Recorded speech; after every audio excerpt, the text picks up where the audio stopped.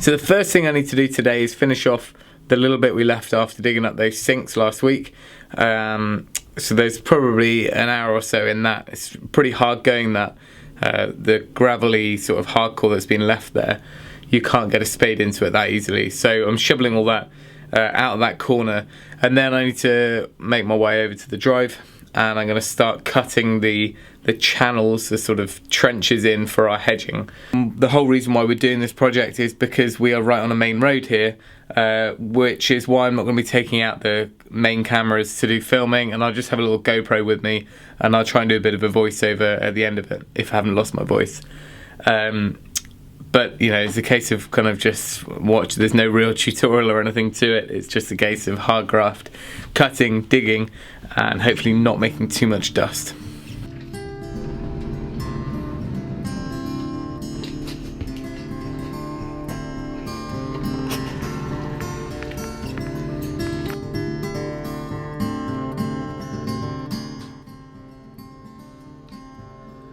So this is the final bit left over from when I made the last video, removing that concrete raised area. This stuff is just horrible to dig. It's a mixture of an old sub-base from the driveway, which is probably what was left over from when they laid the drive. I think they kind of just banked it up against the wall and kind of made it into a feature. But there's also concrete being shuttered and poured into this to create sort of beds where they grew the creepers up the wall. So what looks like just a pile of dirt to dig up actually took, you know, a good hour to break through it all.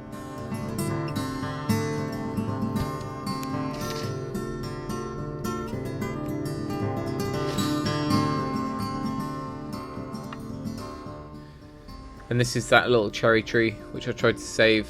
There's a tiny root system because obviously it's just been growing in gravel, but it blossoms really, really beautifully. So I'm hoping that we'll be able to take this out. I'm just going to put it in a dark spot, and then in the week or so when we get the beds dug in the driveway, transplant it in there, and hopefully it'll take to the new soil. So all along this fence here, where I'm trying to dig a bit of a trench, is where we're going to plant a hedge.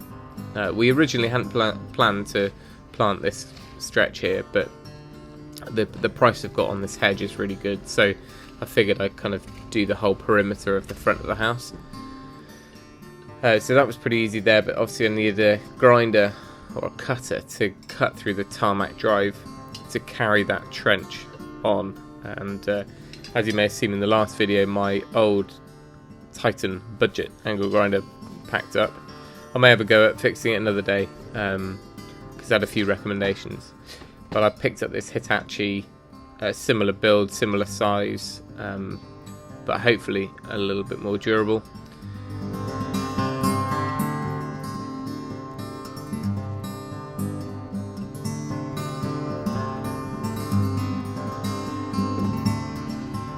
So I'm using an old scaffolding board here, but it's really straight, and that was important.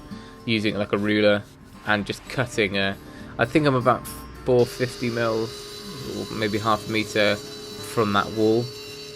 Maybe not that much actually here, but it needs to be enough to be able to take the root ball of the hedging. So I'm using it as a guide to score the tarmac, and then cutting. I need to cut deeper. So there's a top layer of tarmac here. Not sure whether it's been redressed in the past, but there's this thin layer on top which comes off really cleanly, and then under that is kind of 2, 3, 4 inches of compacted sort of hardcore tarmac sort of base, and that's the bit that's a nightmare to dig up. So you can see here the top layer just peels off.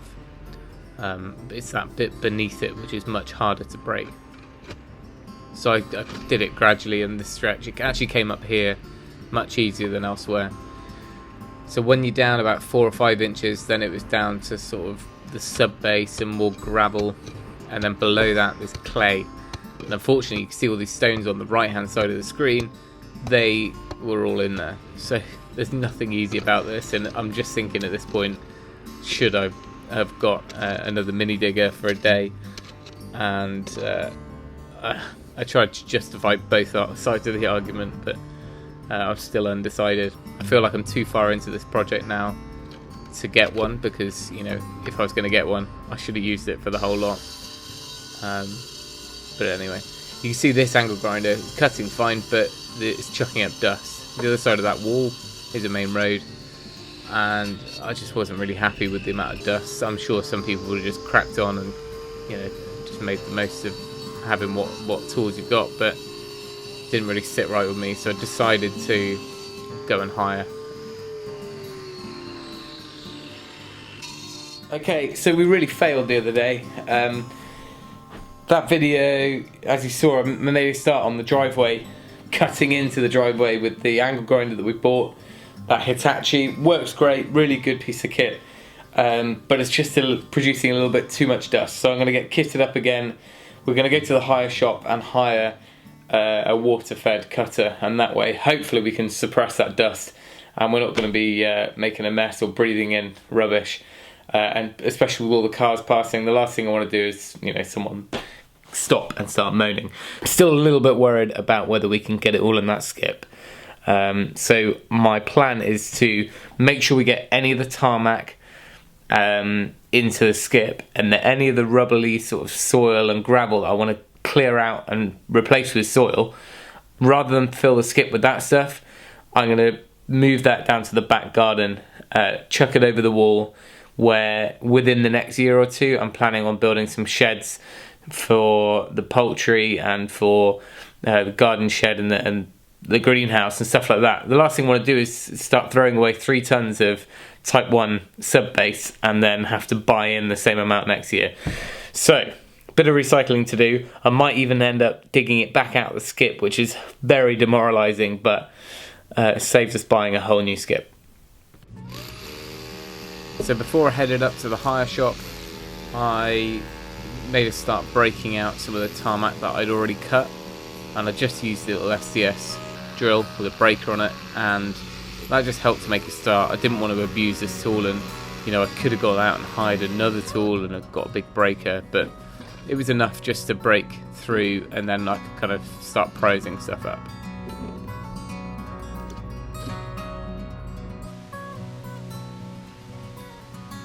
And then I was toying with the idea of using some oak sleepers that I had left as kind of an edging.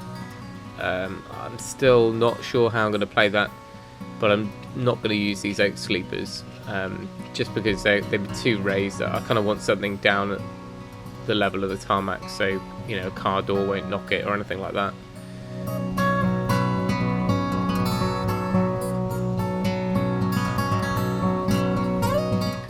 Next job was to rig up a temporary garden hose, thread it through an old hole in the wall, through to the front of the house, and then run it round, because the new saw is going to be a water-fed one. So you put a garden hose attachment on the end, click it on, and that's what, you know, stops all the dust flying. So it came with a decent blade, and once that was on, it was a case of kind of teaching myself how to use it and making a start. I chalk lined I drew a chalk line down rather than trying to trace along the side of an old board. I actually marked out this one and drew it on with just some of the kids' play chalk, and I was a little bit worried that the water would flick and wash it away, but actually if you cut going forwards just to get that score line in, it worked fine. So there's a little throttle for the a little valve for the water flow, so you can judge it, and if it's too dusty, then you can kind of let a little bit more water through. But as you can see here, it's, you know, almost no dust at all, which was what I needed. I mean, both saws cut fine, so it wasn't the power, and this one's a little bit bigger. It's a 300mm blade on it, but it's all about that dust. And this is obviously the best way to go.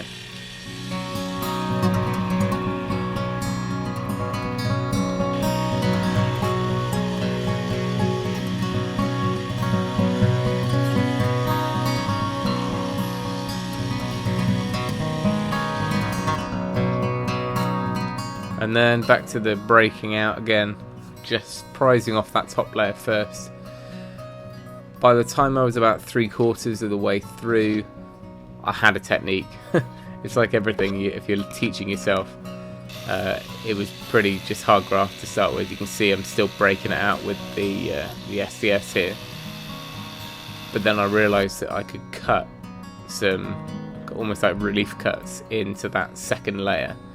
So every maybe 6 inches along the trench that I was digging, I just kind of scored a line fairly deep, just kind of rocked the blade into it, and then put those all the way along.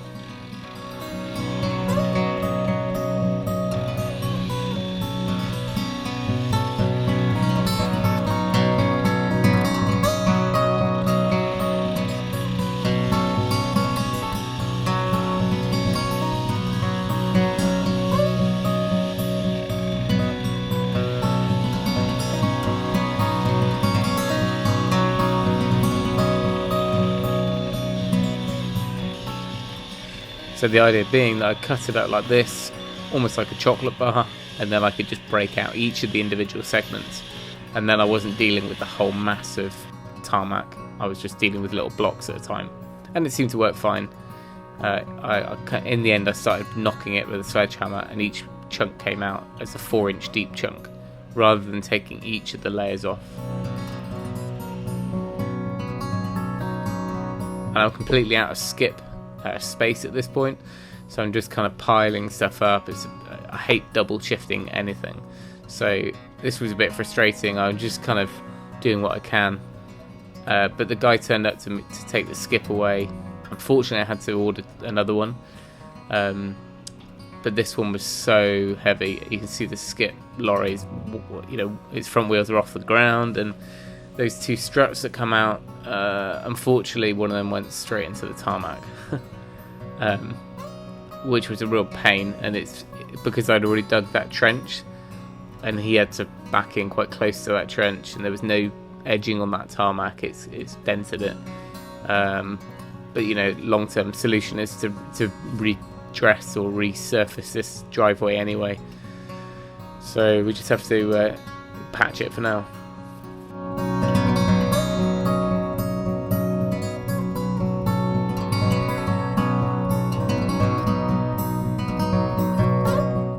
So this is the point where I thought, right, no mini digger, let's just kind of grow a pair and crack on with it. And I figured, spend whatever it was, 30 quid on a couple more tools to help me break through. So a few more demolition tools to play with, and these would hopefully make a difference on just breaking through those layers, those top layers, before I got down to the clay or the soil.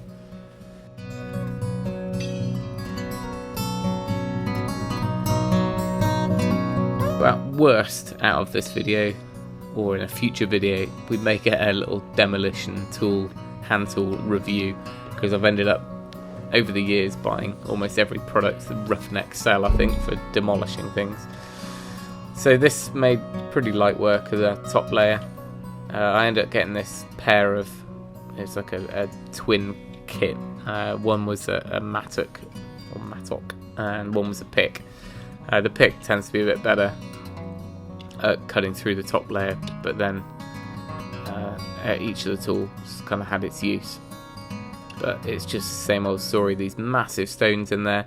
And at this point, if I was in here with a mini digger, I'd be probably a bit too heavy-handed with it, because I'd be prying up those stones, and I'm pretty sure that would tear up the edge of the tarmac. Some of them go under that wall, which I didn't want to mess with. Some of them went under the tarmac, which I didn't really want to mess with. So I've left some of them. I'll get a shot in the next video, but I've left some of the bigger ones in, because the roots will find their way around them. But it's just getting out the key ones that are in the middle of the trench.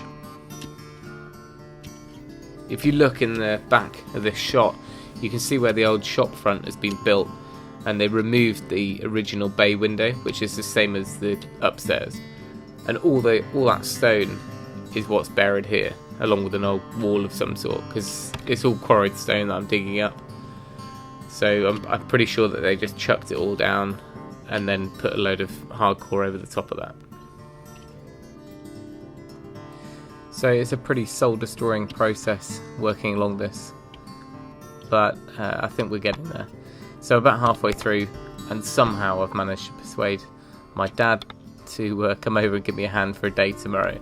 So hopefully in the next video we'll see all of these trenches dug, possibly put an edging on, if not just get them all prepared, some fresh soil and they're ready for the new hedges. So thanks for watching, stay tuned for the next video by subscribing, and remember, if you can, do it yourself, and we'll see you next time.